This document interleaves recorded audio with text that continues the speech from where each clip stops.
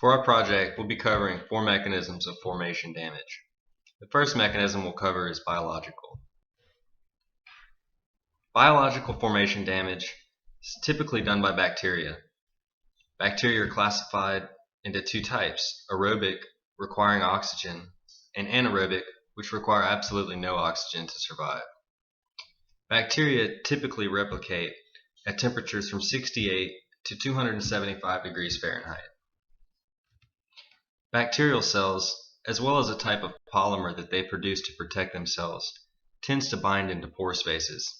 This can present a large problem the closer you get to the wellbore. The extent of damage is increased with smaller formation pore sizes as well as larger bacterial strains. Experiments have proven that there are maximal values in which bacteria are able to limit your porosity. These values are specific to rock types as well as bacterial size. Steps must be taken to mitigate the introduction of bacteria into your injection fluids. We treat water with solution to prevent infection. Also, rapid detection kits are available and must be used to detect the presence of bacteria. If bacteria are introduced, we must take immediate steps to control the replication. We inject fluids to stop replication. Biocides, typically bleach, is used to kill bacteria, and acidification of injection water, usually with hydrochloric acid, is used to dissolve the bacterial cells. Bacterial damage can not only be controlled, in most cases it can also be reversed. In laboratory testing, flow reversal has been shown to completely remove clogs. In practice, however, this isn't feasible. We must inject water with hydrochloric acid to restore permeability. In addition, raising injection pressure will help these chemicals propagate through the well. In addition, wells can be fractured again to create new passages for flow. Mechanical formation damage. These mechanisms are related to direct interaction between the equipment or fluids. This is used for drilling, completions, kill, or stimulation of the well. These results in a reduction in the permeability of the formation. One example of this is fines migration. This is the motion of naturally occurring particles from high fluid shear rates. This occurs when the wetting phase of the reservoir is in motion. Another method of this mechanism is phase trapping. It is a transient increase in trapped fluid saturations. This causes a reduction in relative permeability to our desired phase. It is related to a combination of adverse capillarity pressure and relative permeability effects. As you see in this diagram, it shows how the water saturation affects the relative permeability. Phase 1 through phase 3 shows how the relative permeability is decreased over time. Examples of phase trapping is evasion of water and oil-based fluids, the production of retrograde condensate gases and black oils, and the injection of free gas. Phase trapping affects production rates by having the pore system surrounding the well bowl being filled with trapped fluids. It has been documented that phase trapping can cause 100% reduction in permeability. Solution to these mechanisms is to avoid the use of these fluids that is most prone to being trapped in the reservoir. Dehydrated gas can be injected. Also, formation heat treatment can be used. There are also other methods that can be used to solve these problems. Chemical damage mechanisms. Chemical damage mechanisms refer to adverse interactions between the rock and introduced foreign fluids such as drilling mud, or also interactions between induced external fluids and formation fluids. Background. To maintain well control and prevent blowouts, drilling fluid is used to maintain a pressure overbalance.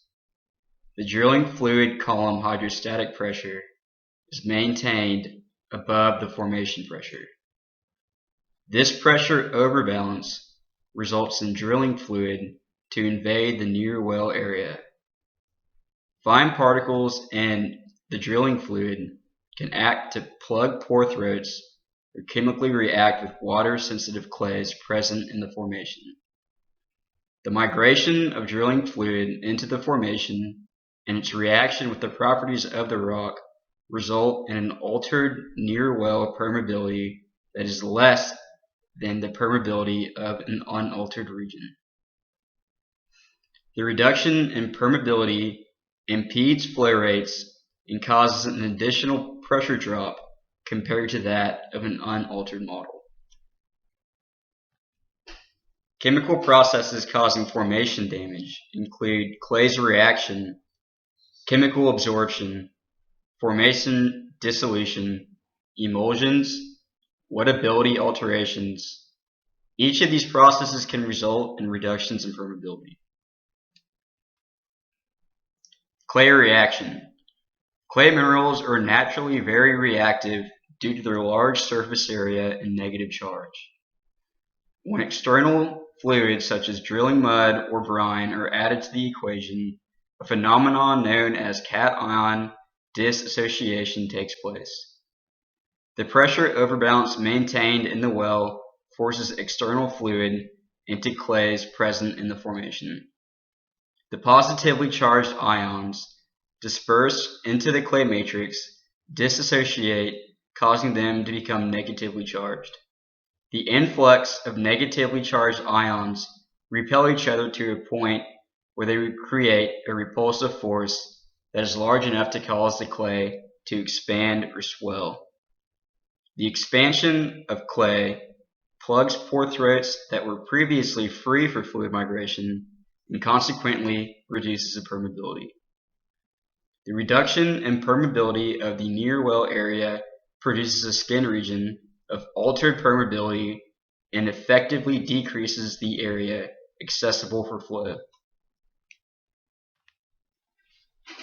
Effects on incompressible flow. The reduction in permeability due to formation damage introduces a new term to Darcy's law for incompressible flow called the skin factor. In the case of formation damage, the skin factor is a way to account for the additional pressure drop resulting from the restriction of flow into the wellbore. For an incompressible cylindrical system, the skin factor is a function of the altered permeability and skin radius. An increase in skin factor is accompanied by a decrease in flow rate. To minimize the effects of skin and improve flow rates, acidizing treatments can be performed to decrease the pressure drop, or fracture treatments can be performed to increase flow rates. Thermal mechanisms. Thermally induced formation damage is unique to heavy oil reservoirs. We can produce these heavy oils by hot water, steam, or combustion-enhanced oil recovery mechanisms. Mineral transformation. At temperatures at or above 200 degrees Celsius, non-reactive clays such as kaolinite are transformed into freshwater sensitive clays such as smectite.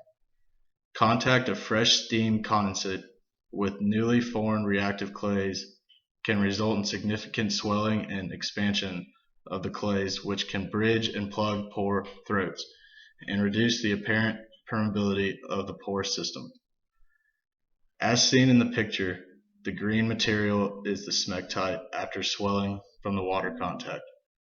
The porosity shown in blue is now very complex and reduces the ability of flow through the rock.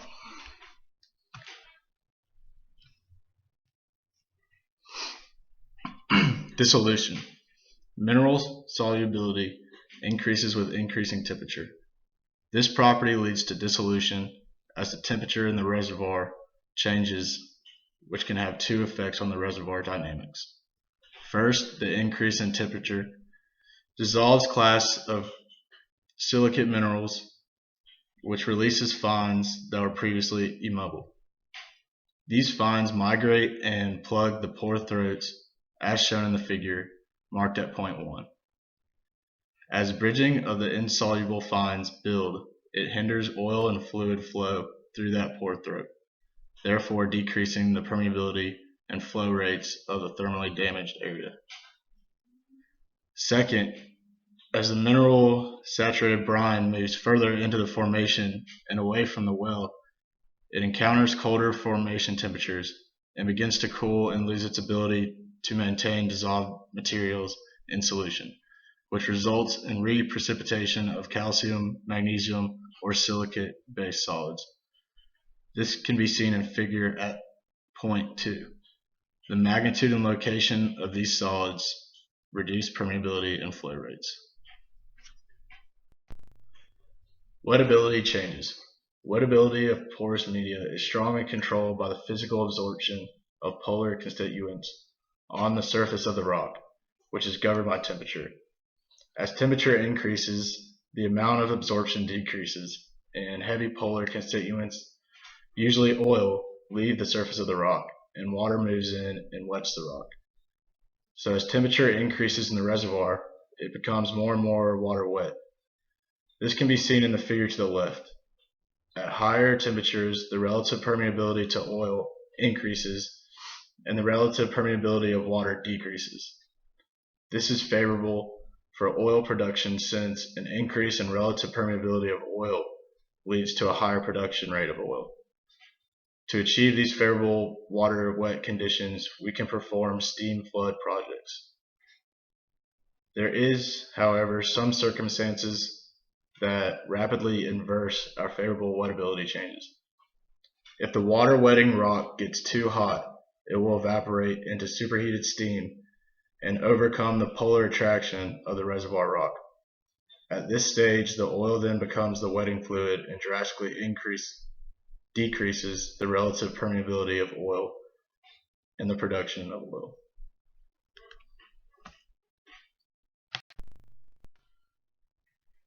A reservoir with set conditions was presented to us in class. We were asked to compute the flow rate without the effect of skin.